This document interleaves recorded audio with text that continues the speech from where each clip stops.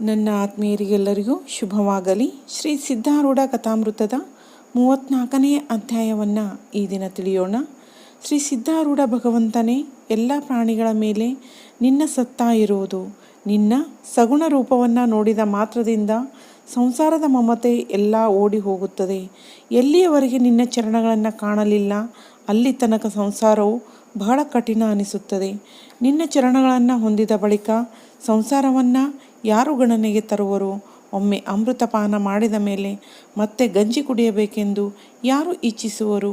ಹಾಗೆಯೇ ಆನಂದಜನಕವಾಗಿರುವ ನಿನ್ನ ಪಾದಗಳನ್ನು ಯಾವಾತನು ಹೊಂದುವನೋ ಆತನು ಪುನಃ ಸಂಸಾರವನ್ನು ಇಚ್ಛಿಸಲಾರನು.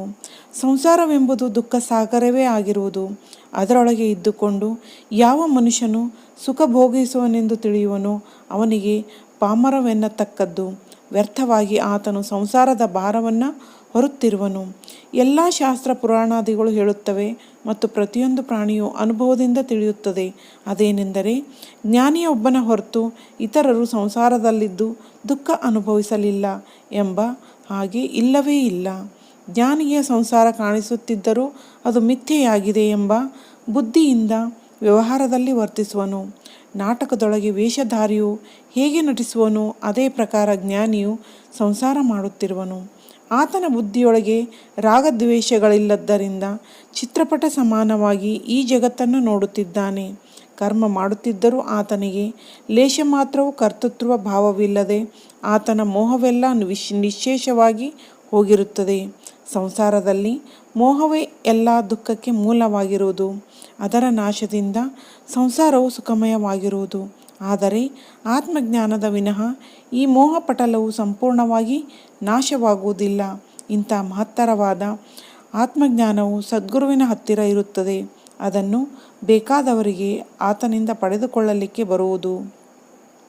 ದೀನಭಾವದಿಂದ ಶರಣು ಬಂದ ಭಕ್ತರಿಗೆ ಆತನು ಈ ಜ್ಞಾನವನ್ನು ಕೊಡುತ್ತಾನೆ.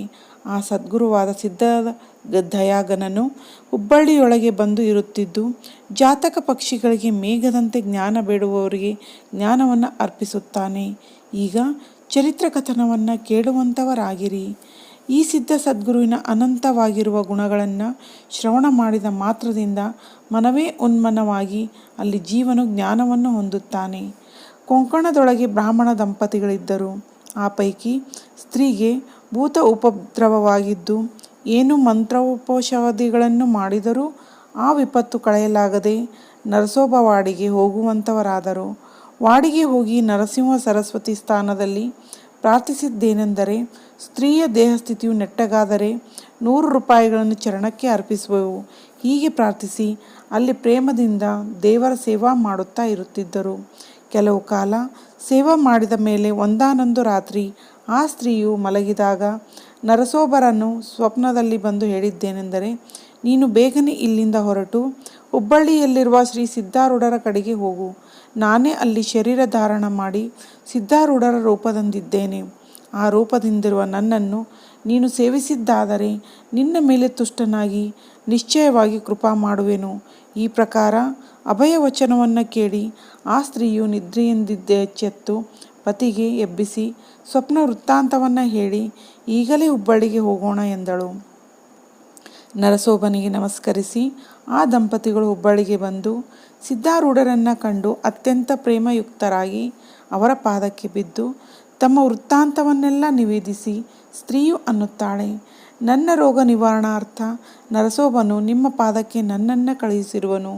ನಿಮ್ಮ ಕೃಪೆಯಿಂದ ನಾವು ಕೃತಾರ್ಥರಾಗುವೆವು.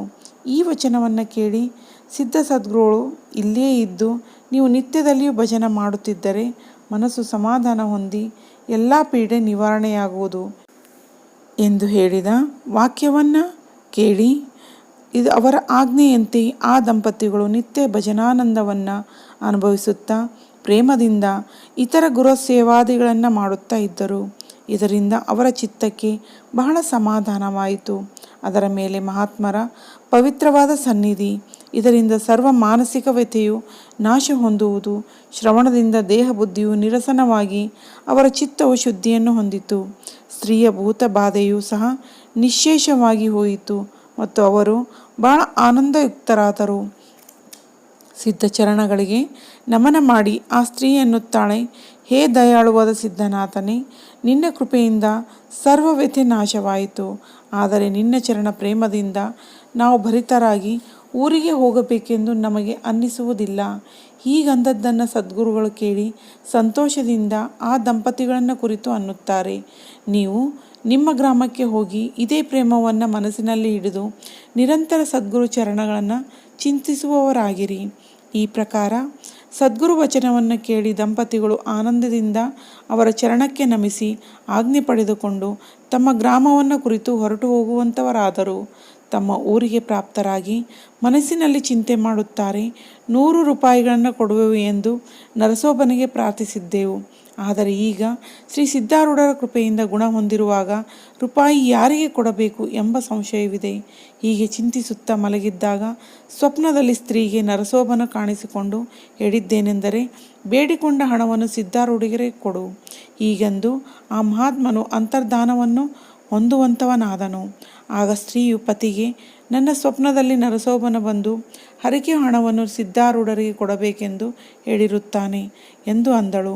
ಪತಿಯಾದರೂ ಅದು ಮಹಾ ಆಜ್ಞೆಯೆಂದು ಸ್ತ್ರೀ ಸಮೇತ ಆ ಕೂಡಲೇ ಹುಬ್ಬಳ್ಳಿಗೆ ಹೊರಟು ಬಂದು ಸಿದ್ಧಾರೂಢರಿಗೆ ಭೇಟಿಯಾಗಿ ಇಬ್ಬರು ದೈನ್ಯ ಭಾವದಿಂದ ಪ್ರಾರ್ಥಿಸುತ್ತಾರೆ. ಹೇ ಪ್ರಭು, ಸ್ತ್ರೀಗೆ ಆರೋಗ್ಯವಾದರೆ 100 ರೂಪಾಯಿ ನರಸೋಬನಿಗೆ ಅರ್ಪಿಸುವೆವು ಎಂದು ಹರಕೆ ಬೇಡಿಕೊಂಡಿದ್ದೆವು. ಆದರೆ ನಿಮ್ಮ ಕೃಪೆಯಿಂದ ಬಾಧೆಯು ನಿವಾರಣವಾಯಿತು. ಈಗ ಹಣವನ್ನು ಯಾರಿಗೆ ಕೊಡಬೇಕೆಂದು ಚಿಂತೆ ಮಾಡುತ್ತಿರುವಾಗೆ ಸ್ವಪ್ನದಲ್ಲಿ ನರಸೋಬನ ಬಂದು ಹರಕೆ ಹಣವನ್ನು ತಮಗೆ ಅರ್ಪಿಸಬೇಕೆಂದು ಆಜ್ಞೆ ಮಾಡಿದನು. ಆದ್ದರಿಂದ ಆ ಹಣವನ್ನು ಕೊಡುವ ಉದ್ದೇಶದಿಂದ ಇಲ್ಲಿಗೆ ಈಗ ಬಂದಿರುವೆವು. ಹೀಗೆಂದು 100 ರೂಪಾಯಿಗಳನ್ನು ಸದ್ಗುರು ಚರಣಗಳಲ್ಲಿಟ್ಟು ಅವರ ಆಶೀರ್ವಾದವನ್ನು ಪಡೆದುಕೊಂಡು ತಮ್ಮ ಸ್ವಗ್ರಾಮಕ್ಕೆ ಹೋಗುವಂಥವರಾದರು. ಅವರು ಸದ್ಗುರು ಭಜನವನ್ನು ಅಖಂಡ ಮಾಡುತ್ತಾ ಆತನ ಪಾದದಲ್ಲಿ ಅವರಿಗೆ ಅನನ್ಯ ಭಕ್ತಿ ಉತ್ಪನ್ನವಾಯಿತು ಮತ್ತು ಇವರು ಸಕಾಮ ಭಕ್ತಿಯನ್ನು ಆರಂಭಿಸಿದರು. ನಿಷ್ಕಾಮ ಭಕ್ತಿಯು ಪ್ರಾಪ್ತವಾಗಿ ಆ ದಂಪತಿಗಳು ಧನ್ಯರಾದರು. ಸದ್ಗುರುಗಳ ಸನ್ನಿಧಿ ಮಾತ್ರದಿಂದ ಸಕಾಮವಿದ್ದ ಮನಸ್ಸು ನಿಷ್ಕಾಮವಾಗಿ ಹೋಗುವುದು. ಆತನ ಅನುಗ್ರಹವಾದ ಬಳಿಕ ಸ್ವರೂಪಾನುಭವವು ಬರುವುದು. ಹುಬ್ಬಳ್ಳಿ ನಗರದಲ್ಲಿ ನಿರುಪಾದಪ್ಪನೆಂಬ ಭಕ್ತನು ಇದ್ದನು. ಆತನು ಜೀವಿಕಾ ವೃತ್ತಿ ಏನೆಂದು ಮಾಡದೆ ತನ್ನ ಅಣ್ಣನ ಮನೆಯಲ್ಲಿ ಊಟ ಮಾಡುತ್ತಿದ್ದನು. ಸಿದ್ಧಾರೂಢರ ಮೇಲೆ ಆತನಿಗೆ ಬಹಳ ಶ್ರದ್ಧೆ ಇರುತ್ತಿತ್ತು. ನಿತ್ಯ ಮಠಕ್ಕೆ ಬರುತ್ತಿದ್ದನು. ಕೆಲಸವನ್ನು ಬಿಟ್ಟು ಮಠದಲ್ಲೇ ಹೊತ್ತು ಕಳೆಯುತ್ತಾನೆಂದು ಮನೆಯಲ್ಲಿ ಎಲ್ಲರೂ ಆತನಿಗೆ ದೂಷಿಸುತ್ತಿದ್ದರು. ಒಂದು ಕಾಲದಲ್ಲಿ ಆತನ ಬಂದು ಮಾಡಿದ ಪ್ರಾರ್ಥನೆಯಿಂದ ಸದ್ಗುರುಗಳು ನಿರುಪಾದಪ್ಪನನ್ನು ಕುರಿತು, ನೀನು ಕೆಲಸವನ್ನು ಬಿಟ್ಟು ಮಠಕ್ಕೆ ಬರಬಾರದು ಎಂದು ಆಜ್ಞೆ ಮಾಡಿದರು. ಸದ್ಗುರು ವಚನವೇ ಪ್ರಮಾಣವೆಂದು ತಿಳಿದು ಆ ನಿರುಪಾದಪ್ಪನು ಜೀವಿಕಾ ವೃತ್ತಿಯನ್ನು ಸ್ವೀಕರಿಸಿದನು. ಒಂದು ದಿನ ಆತನು ಅಣ್ಣನಿಗೆ ಹೇಳಿದ್ದೇನೆಂದರೆ, ನಾನು ನಿತ್ಯದಲ್ಲಿಯೂ ಸಿದ್ಧಾರೂಢರಿಗೆ ನೈವೇದ್ಯ ಒಯ್ದು ಕೊಡುವೆನು. ಹೀಗೆ ಅಂದದ್ದು ಕೇಳಿ ಆ ಬಂಧು ಇವನಿಗೆ ಬೈದು, ನೀನು ನಿತ್ಯದಲ್ಲಿ ಹೀಗೆ ಮಾಡಿದರೆ ಮನೆಯನ್ನು ಹಾಳು ಮಾಡುವಿ ಎಂದು ಅಂದನು. ನಿರುಪಾದಪ್ಪನ ಮನಸ್ಸಿನಲ್ಲಿ ನಿತ್ಯದಲ್ಲಿಯೂ ಸದ್ಗುರುಗಳಿಗೆ ಪ್ರೇಮದಿಂದ ಉಣ್ಣಿಸಬೇಕೆಂಬುದಿತ್ತು. ಆದರೆ ಈಗ ಅಣ್ಣನ ಪ್ರತಿಬಂಧಕ ಬಂದಿದ್ದರಿಂದ ತನಗೆ ನೀಡಿದ್ದರ ಅರ್ಧ ಭಾಗವನ್ನಾದರೂ ಸದ್ಗುರುಗಳಿಗೆ ಅರ್ಪಿಸಬೇಕೆಂದು ನಿಶ್ಚಯಿಸಿದನು. ಹೀಗೆ ನಿಶ್ಚಯವನ್ನು ಮಾಡಿ ನಿತ್ಯ ತಾನು ಊಟಕ್ಕೆ ಕುಳಿತಿರುವಾಗ ತನಗೆ ನೀಡಿದ್ದರ ಅರ್ಧ ಭಾಗವನ್ನು ಗುಪ್ತ ಮಾಡಿ ಇಟ್ಟು ಭೋಜನಾನಂತರ ಆ ಅನ್ನವನ್ನು ತೆಗೆದುಕೊಂಡು ಸಿದ್ಧಾಶ್ರಮಕ್ಕೆ ಓಡುತ್ತಾ ಮಠಕ್ಕೆ ಒಳಗೆ ಅದನ್ನು ತೆಗೆದುಕೊಂಡು ಹೋಗಿ ಸದ್ಗುರುಗಳಿಗೆ ಅರ್ಪಿಸುವನು.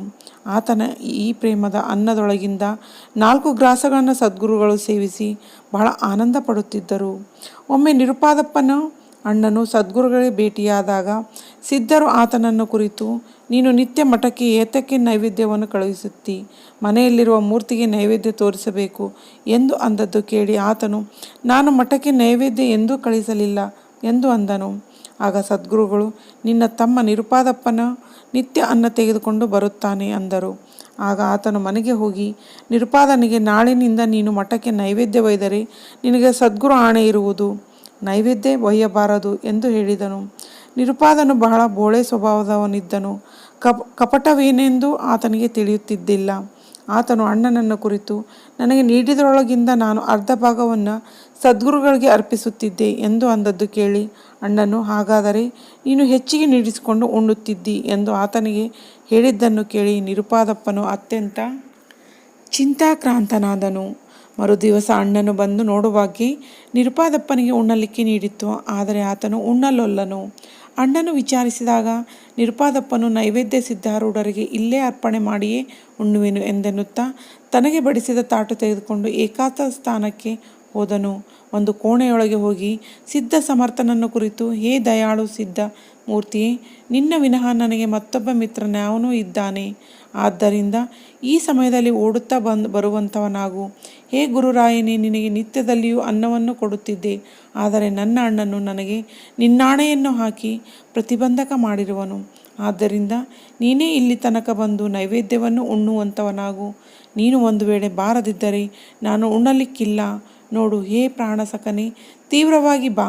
ಇಲ್ಲದಿದ್ದರೆ ನಾನು ಈಗಲೇ ಪ್ರಾಣವನ್ನು ಕೊಡುವೆನು ಎಂದು ಹೇಳಿ ಕೆಲವು ಹೊತ್ತು ದಾರಿ ನೋಡಿದನು. ಸದ್ಗುರು ಬಾರದೇ ಇರುವುದನ್ನು ನೋಡಿ ಮೇಲಿದ್ದ ತೊಲೆಗೆ ಹತ್ತಿ ಅಲ್ಲಿ ಹಗ್ಗ ಕಟ್ಟಿ ಮತ್ತೊಂದು ತುದಿಯನ್ನು ಉರುಳು ಮಾಡಿ ತನ್ನ ಕೊರಳಿಗೆ ಹಾಕಿಕೊಂಡು ಕೆಳಗೆ ಹಾರಲಿಕ್ಕೆ ಸಿದ್ಧನಾಗಿ ಅನ್ನುತ್ತಾನೆ, ಹೇ ಸಿದ್ಧಾರೂಢ, ನಿನಗೆ ಇವತ್ತು ನೈವೇದ್ಯ ಯಾರೂ ಕೊಟ್ಟಿರಲಿಕ್ಕಿಲ್ಲ. ನೀನು ಉಪವಾಸ ಇರುವಿ. ಆದ್ದರಿಂದ ನಾನು ಹೇಳುವುದೇನೆಂದರೆ, ನೀನು ಇಲ್ಲಿಗೆ ಬಂದು ನೈವೇದ್ಯವನ್ನು ಸ್ವೀಕರಿಸು. ಇಲ್ಲವಾದರೆ ನಿನಗೋಸ್ಕರ ಈಗಿಂದೀಗಲೇ ಪ್ರಾಣವನ್ನು ಕಳೆದುಕೊಳ್ಳುವೆನು. ನೋಡಪ್ಪ, ಹೀಗೆಂದು ಆ ನಿರುಪಾದಪ್ಪನು ತೊಲೆಯ ಮೇಲಿಂದ ಕೆಳಗೆ ಹಾರಿದನು. ಆ ಕೂಡಲೇ ಸದ್ಗುರು ಅಲ್ಲೇ ಪ್ರಕಟವನಾಗಿ ಆತನನ್ನು ಮೇಲಿಂದ ಮೇಲೆ ಹಿಡಿದು ಅವನ ಕಂಠದೊಳಗಿಂದ ಉರುಳನ್ನು ಬಿಚ್ಚಿ ನೆಲಕ್ಕೆ ಮೆಲ್ಲಗೆ ಇಳಿಸಿದನು.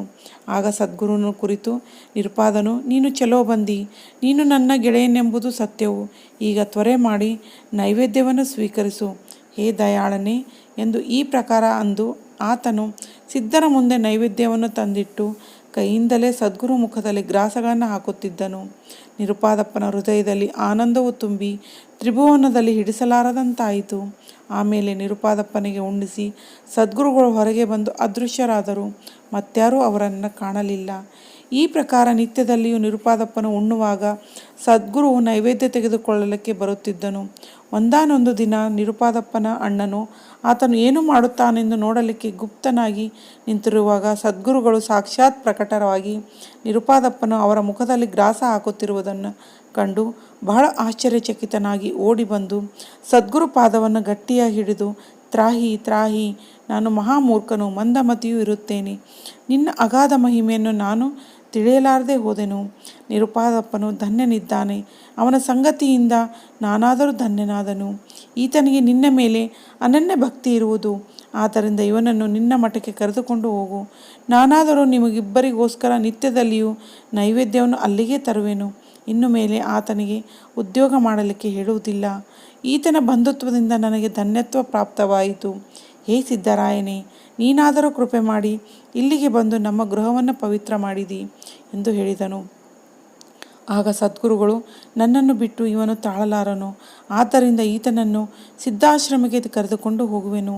ಅಲ್ಲಿಯೇ ಸೇವೆ ಮಾಡಿಕೊಂಡಿರಲಿ ಎಂದು ನುಡಿದ ಅಮೃತ ವಚನವನ್ನು ಕೇಳಿ ನಿರುಪಾದಪ್ಪನು ಮನಸ್ಸಿನಲ್ಲಿ ಅತ್ಯಂತ ಹರ್ಷವನ್ನು ಹೊಂದಿ, ಇವತ್ತು ನನ್ನ ಪುಣ್ಯವು ಉದಯವಾಯಿತು. ಪುಣ್ಯಸ್ಥಾನಕ್ಕೆ ನಾನು ಪ್ರಾಪ್ತನಾದೆ. ಇವತ್ತಿನಿಂದ ಸಿದ್ಧಾರೂಢರು ಸಮೀಪಕ್ಕೆ ಇದ್ದು ನಿತ್ಯ ಕಾಲದಲ್ಲಿಯೂ ಸೇವೆ ಮಾಡುತ್ತಿರುವೆನು ಎಂದು ಅನ್ನುವಾಗ ಆತನ ಕಂಠ ಗದ್ಗದಿತವಾಗಿ ಕಣ್ಣೊಳಗಿಂದ ಪ್ರೇಮಾಶ್ರುಗಳು ಸುರಿಯಲಾರಂಭಿಸಿದವು. ಸದ್ಗುರುಗಳ ನಿಕಟದಲ್ಲಿದ್ದು ಕೆಲವು ಕಾಲ ಸೇವಾ ಮಾಡುತ್ತಿರುವಾಗ ಆತನಿಗೆ ನಿರ್ವಾಣ ಕಾಲ ಸಮೀಪಿಸಿತು. ಆಗ ನಿರುಪಾದಪ್ಪನು, ನಾನು ಕೈಲಾಸ ಪರ್ವತಕ್ಕೆ ಹೋಗುವೆನೆಂದು ಹೇಳುತ್ತಾ ಮಸ್ತಕವನ್ನು ಸದ್ಗುರು ಚರಣದಲ್ಲಿಟ್ಟು ಸದ್ಗುರು ಧ್ಯಾನವನ್ನು ಹೃದಯದಲ್ಲಿ ಮಾಡುತ್ತಾ ಪ್ರಾಣವನ್ನು ತ್ಯಜಿಸಿದನು. ಕೂಡಲೇ ಒಂದು ವಿದ್ಯುದ್ಲತೆಯಂಥ ತೇಜವು ಎಲ್ಲರಿಗೆ ಕಾಣಿಸುವಂಥದ್ದಾಯಿತು.